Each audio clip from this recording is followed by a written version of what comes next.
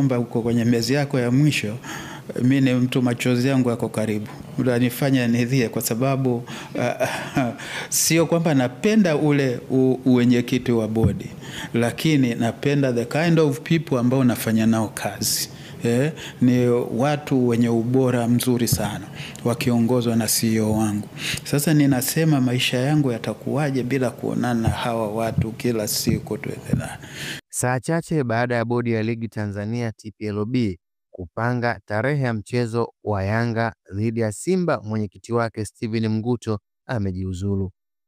Taarifa iliyotoka usiku huu kutoka Shirikisho la Soka Tanzania TFF imesema Mguto ameandika barua ya kuachia nafasi hiyo.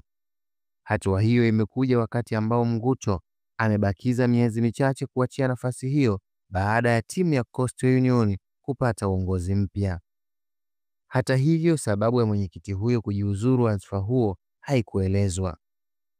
Wakati Mguto akijiuzuru, Rais wa Shirikisho la Soka Tanzania TFF Wallace Karia amemsimamisha kazi afisa mtendaji mkuu wa TPLB Almas Kasongo.